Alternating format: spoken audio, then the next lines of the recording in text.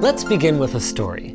Once upon a time, Nvidia sunk a ton of time, money, and industry goodwill into adopting not one, but 3 new variants of GPU power connectors over their last 3 generations of GPUs. Why so many changes? Well, as we saw with the RTX 4090, when you adopt a brand new standard like 12 volt high power and slam 37 amps through it, sometimes things get a little melty. That's why the RTX 5090 was upgraded to a new and improved 12 volt 2x6 connector that... What the heck, Nvidia? People are paying thousands of dollars for these cards and they're still melting? Why is this happening? Actually, you know what? No, it doesn't matter right now. What matters is that Linus Electrical Engineering Tips is here to fix it for you.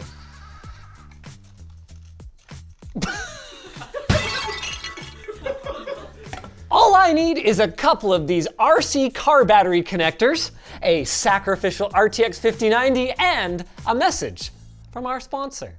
Silkland! Their durable nylon-braided DP 2.1 cables are DP80 VESA certified with UHBR20 and support transfer speeds of up to 80 gigabits per second with 4K output at 240 Hz uncompressed or 8K at 60 uncompressed without DSC. Check them out using our links in the description. To give ourselves our best shot at success, I've brought in some help from our fabrication team and from the lab. So let's talk through the plan really quick. Exactly what you said on LAN Show. Super Whisk says, why not just have a connector with 2 giant spades if it's going to be that way on the inside? Jape5 says the XT60 connector can do 30 amps at 500 volts. Yeah, why don't we just use that? That was a joke. Well, you should have said /S. Great. In a nutshell then, we are going to be removing Nvidia's 12 volt 2x6 power connector, and we are going to be replacing it with a commodity XT series power connector, specifically the XT120. Now, on the WAN show, I had actually proposed using a smaller XT60 or XT90, but as I learned from talking to Lucas, those amp rating numbers are actually instantaneous rather than continuous, and as we've seen, the 5090 can very much draw its 50 amps in a continuous manner. Which is why we need to make sure that whatever we're doing actually makes the situation better rather than being another inadequate fix. And as I learned already, I can't just trust this number on the side of the connector. So is this good enough? Yeah, 60 amps continuous or 120 instantaneous. Okay, so total of 720 watts. Yep. But that's not even the part that's most important to me though. What I like about this is it has a really robust feeling mating feel. Like once that thing's in there, it's not gonna get bumped by your side panel and just wreck the whole thing, you know? Like that's on there. Certainly more confidence inspiring than this. It even sounds cheaper. Now the question is, how are we going to attach this to this? Anyone torn one of these down yet? No, but we did chuck it in the CT scanner though. Ah, excellent. That is not only a good way for us to do a feasibility analysis, but also a way for us to see the underlying design issue that seems to be causing the stock connector to overheat. If you look right here, while there are 12 pins, okay, 6 for 12 volt and 6 for ground, they don't actually connect to the board separately. They all go into this one strip of metal and connect to the board at a single point. That means that the card has no way of knowing if one or more of the pins has a poor connection, which will force the others to pick up the slack. To demonstrate why this is such a problem, Der Bauer even went as far as to cut some of the wires on his power supply, which obviously caused the remaining ones to heat up. Let's take it apart, shall we? This is the easy part. They trust me to do this part. Oh, look at that, so many more screws. And of course, it's a different head size because why wouldn't it be? Oh, that comes off next. Wait! Oh, look at that. Look at her go. Wow, we might not even need to go that deep. Feasibly, see you go, right there, there it is, the little blades. Feasibly, we could attach our friggin' wire to that right now. It's just that the clearances might be a little tough. Before we go too far though, I need to make one thing clear. Nvidia didn't design these problematic connectors. 12-volt high power, which was found on the 4090, was adopted as part of the ATX 3.0 spec back in early 2022, and the replacement 12-volt 2x6 connector, the one that shows up on the 5090, is part of ATX 3.1. It looks just like the old one, but it actually tweaks the length of the prongs in an attempt to prevent power from flowing through an improperly inserted cable. A mitigation that clearly isn't working. So, if Nvidia didn't invent these connectors, then why are they taking so much heat over them? Well, it's because they're the only GPU brand that's going all in on them. Not only were they so excited about these new connectors that they raced ahead of the rest of the class using a proprietary version on the 30 series before the spec was even published, but they have also forced their board partners to go along with their shenanigans instead of allowing them to use old school 8-pin PCIe power connectors if they like. But Linus, you might say, I've got a 4090 and it's been totally fine. And you're right, lots of people do. The 12-volt high power connectors are fine in ideal conditions. But what if you're using a poorly made extension or adapter, or jamming your card into a narrow case, which puts pressure on the power connector? Well, now your ideal conditions have gone out the window, and as you can see in our CT scans, the card has no way of knowing if some of your wires booked a one-way ticket to Melttown. How you guys doing? So far, so good. Oh!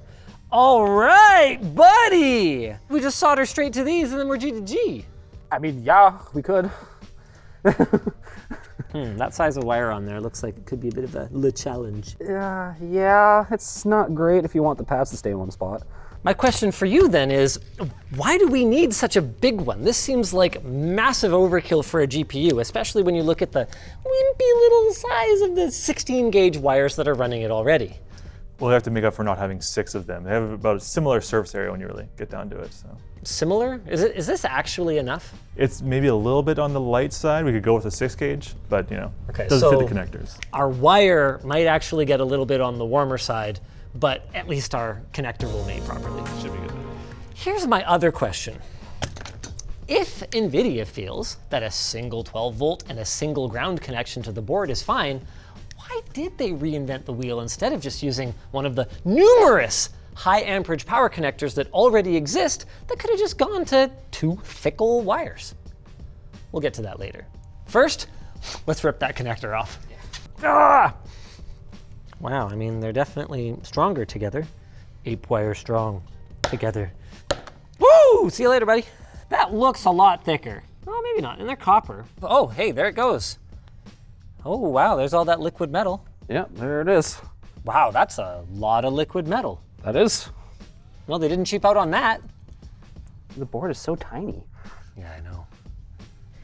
All right, let's rip our connector off. Super cool. I can't believe we're doing this.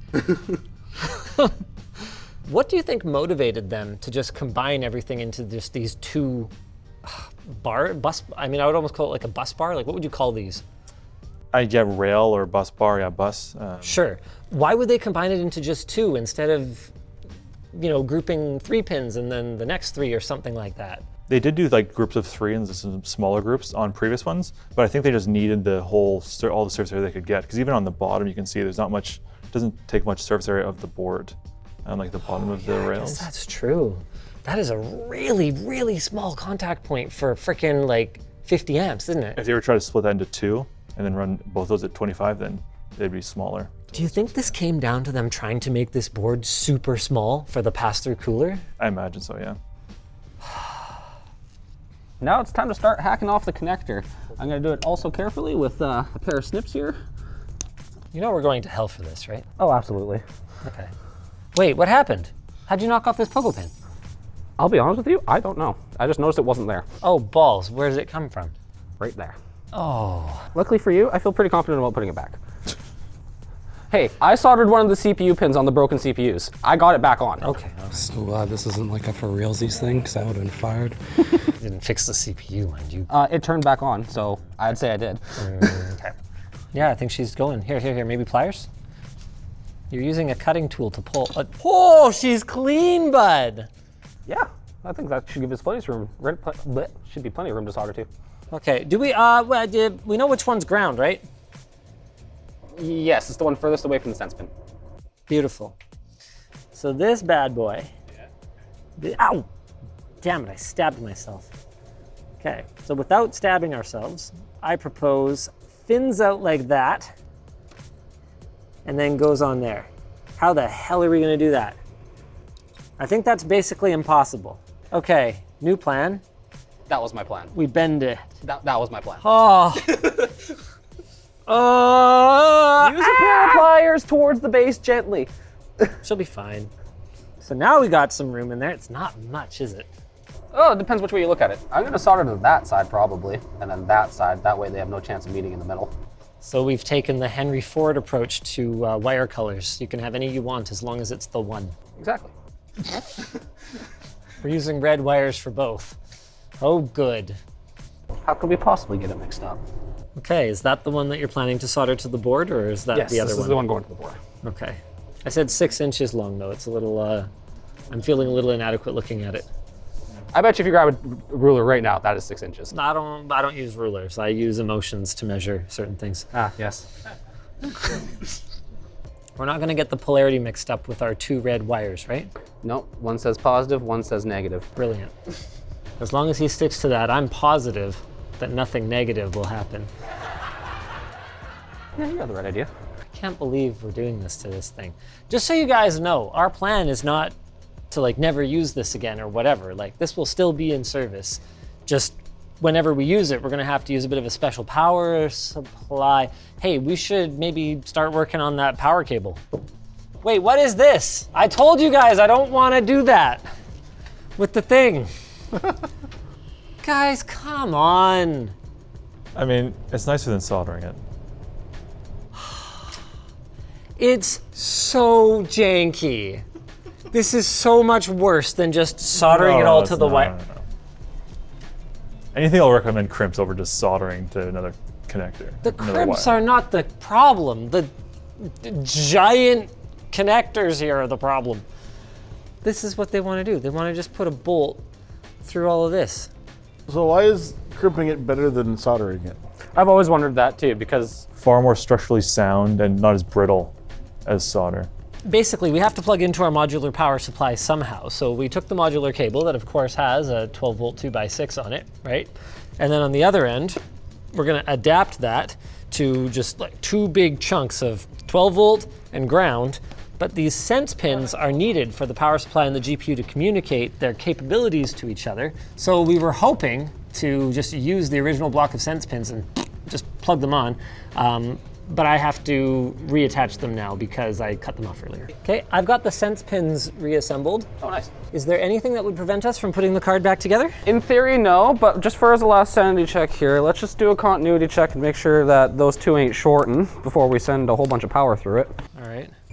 All right, beep equals bad. Only a singular beep, not 2 beeps.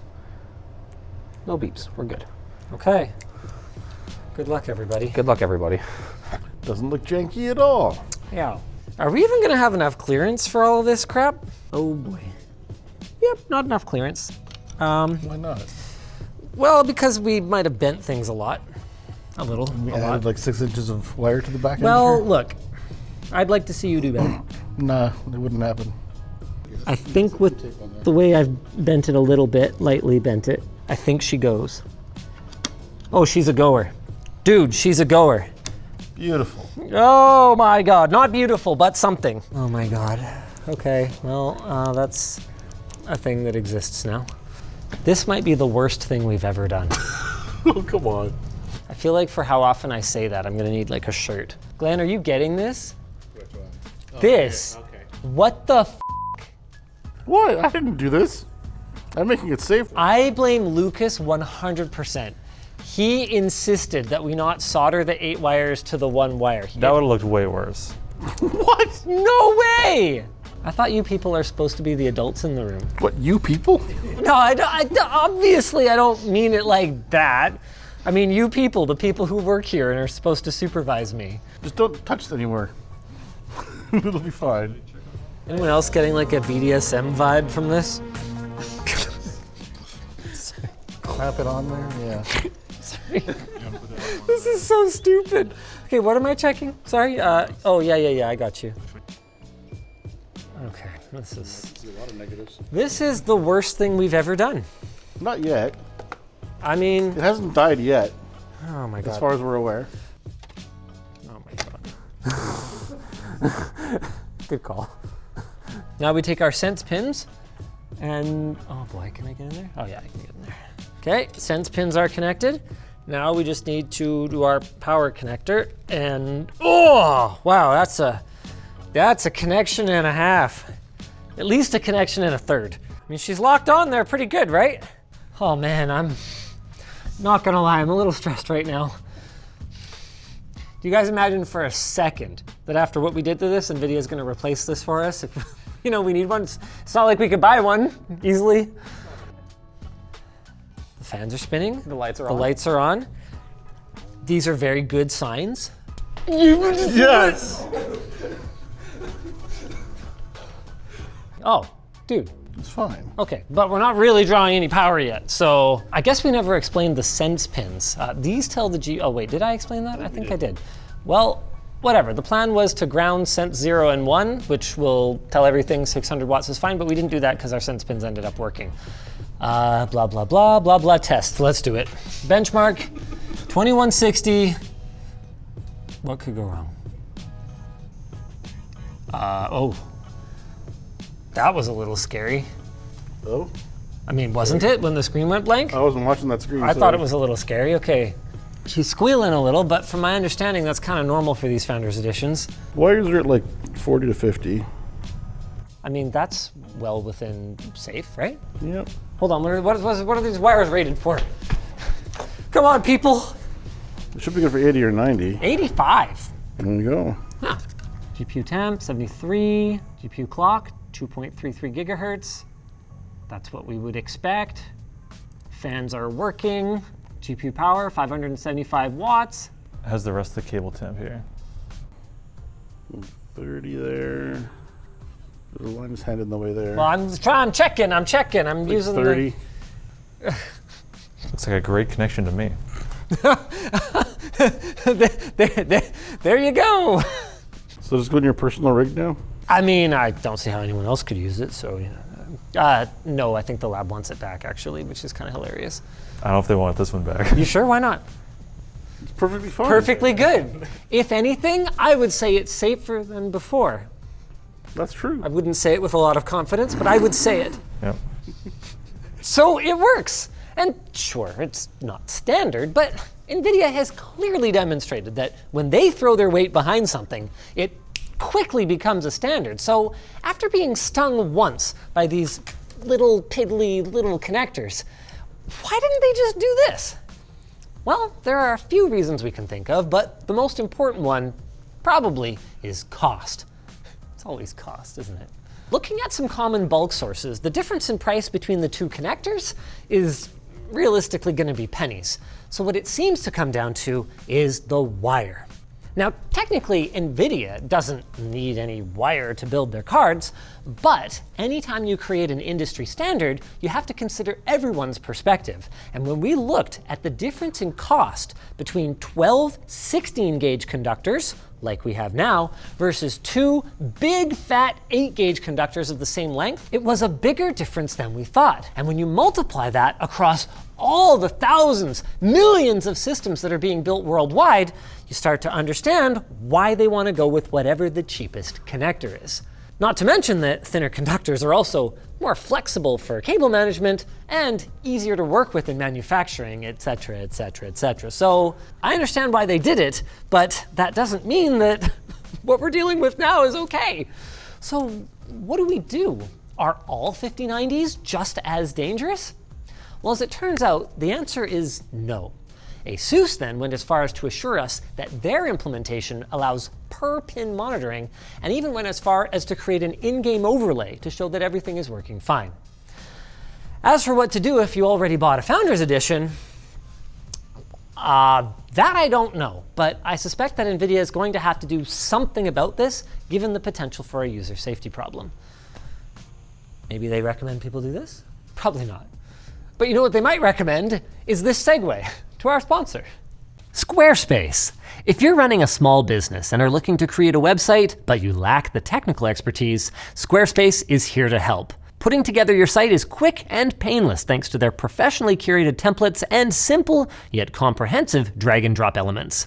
And if you don't know where to start, their AI features can help guide you down the right path. With just a few prompts, you can generate text and stock backgrounds and more. And when everything looks the way you want, you can start taking payments on the site itself with support for Apple Pay, Klarna, and most major credit cards. Plus, you don't know how successful your business really is until you look at your numbers. But with Squarespace, you'll get their website and seller analytics to help with that too. So head on over to squarespace.com/LTT and get 10% off your first purchase today. If you guys enjoyed this video, why not check out the one where we gamed at 8K on the 5090? I mean, for all of its flaws, it is a very capable gaming card. Just, gotta hook it up right.